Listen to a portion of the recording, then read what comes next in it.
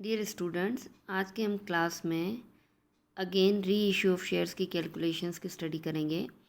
Bansal limited issued a prospectus with the object of inviting application for 10,000 equity shares of rupees 10 each at a premium of rupees 10% payable as to rupees 3 on application, rupees 5 on allotment including premium and the balance on call. The issue was subscribed to the extent of 2.5 times.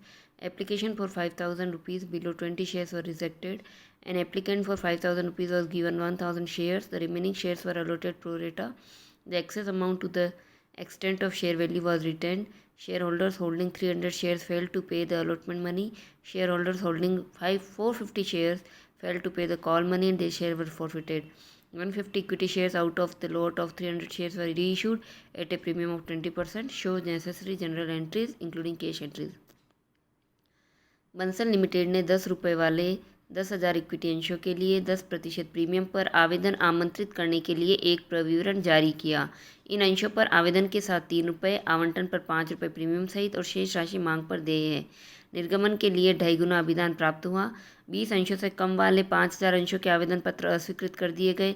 5,000 अंशों के एक आवेदक को 1,000 अंश दिए गए। शेष को यथानुपात बंटन किया गया। अंश पर वांछित राशि की सीमा तक अधिक राशि को रोक दिया गया। 300 अंशों के धारक आवंटित राशि का भुगतान करने में असमर्थ रहे। 450 अंशों के धारक मांग राशि का भुगतान करने में असमर्थ रहे, उनके अंशों को जब्त कर लिया गया। 300 जब्त किए गए अंशों के समूह में से 150 अंश 20% प्रीमियम पर पुनर्निर्गमित किए गए। रोकड़ प्रविष्टियों सहित आवश्यक जर्नल प्रविष्टि दीजिए। स्टूडेंट्स, यहाँ पर इस क्वेश्चन में हम एक तालिका के माध्यम से पहले इस क्वेश्चन को समझने की कोशिश करेंगे, उसके बाद हम जर्नल एंट्रीज करेंगे। टेबल इस तरीके से फॉर्म होगी, इसको कैटेगराइजेशन किया जाएगा, किस कैटेगरी में कितने शेयर्स पर कितने इशू किए, क्या प्रोरेटा किया, कितने शेयर लौटाए, किस में से कितने शेयर्स को हमने अलॉटमेंट किया। तो आइए हम टेबल को देखते हैं। सबसे पहले इस टेबल को इस प्रकार बांटा गया है। कुल 2.5 गुना अभिदान प्राप्त हुआ, यानी कि 10,000 शेयर थे, 2.5 गुना टोटल 25,000 शेयर। आप टेबल के नीचे देख सकते हैं, शेयर अप्लाइड के टोटल कॉलम में 25,000 शेयर्स आवेदन प्राप्त हुए। इसमें से प्रो रेटा अलॉटमेंट हमने किया।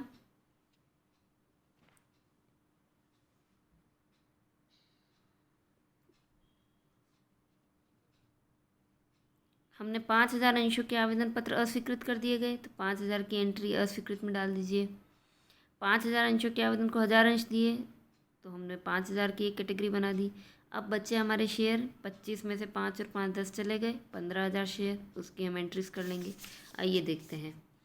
5,000 शेयर की कैटेगरी में फर्स्ट कैटेगरी में हमें अमाउंट मिला है 3 रुपये के हिसाब से 15,000। सेकेंड कैटेगरी 5,000, उसमें भी अमाउंट मिला है 15,000।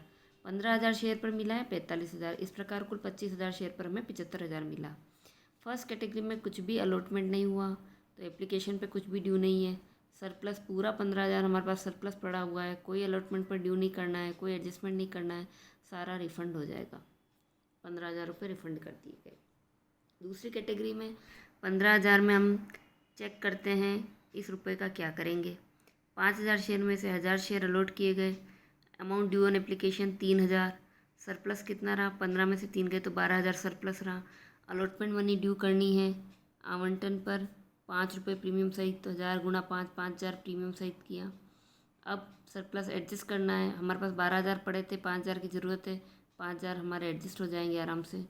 उसके बाद कॉल्स इन एडवांस पर हमें ज़रूरत पड़ेगी 3 रुपये की, क्योंकि 11 रुपये का शेयर हो गया, 10% प्रीमियम है। आवंटन पर 5, आवेदन पर 3, तो शेष राशि हमारी हुई 3 रुपये। 3 रुपये के हिसाब से 1,000 शेयर पर 3,000। अब हमारे पास 12,000 सरप्लस था, 5 और 3 8 हमारे एडजस्ट हो गए, 4,000 हम रिफ़ंड कर देंगे।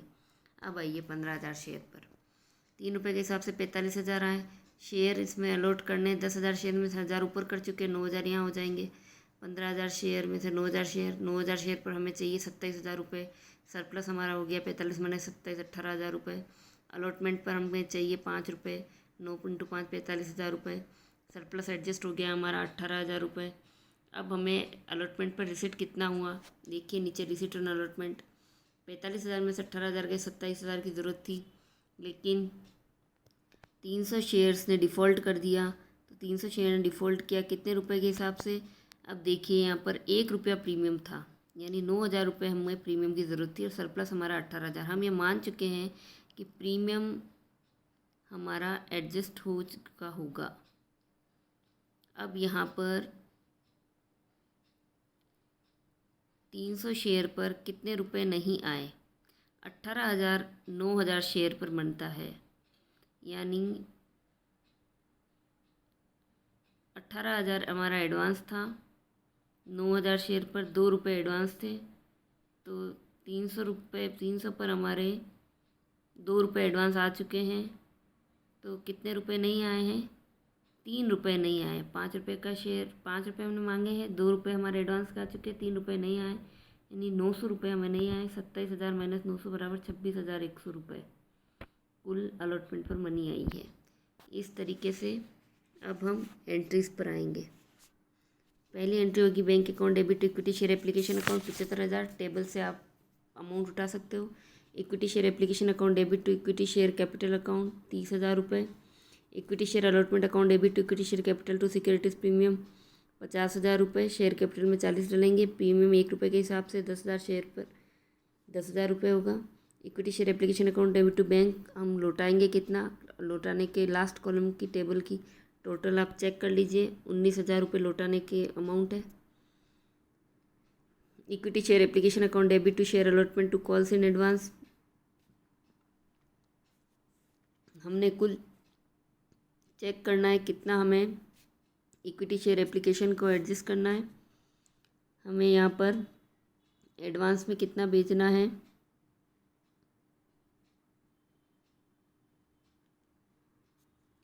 अलॉटमेंट पर भेजना है और एडवांस में भेजना है।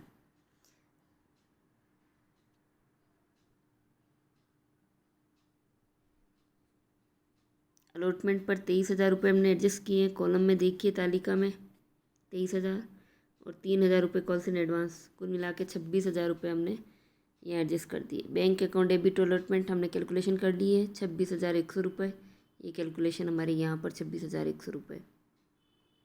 Equity share first and final call account debit to share capital 10,000 पर 3 के हिसाब से 30,000 रुपये। Calls in advance account debit to share capital and fine call 3,000 रुपये एडजस्ट कर दिए।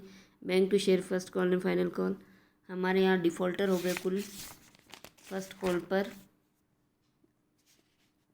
450 अंशों के धारक, तो 450 अंशों के धारक डिफ़ॉल्टर हो गए, तो 9,550 शेयर पर ही हमें सेकेंड फर्स्ट कॉल मिलेगी।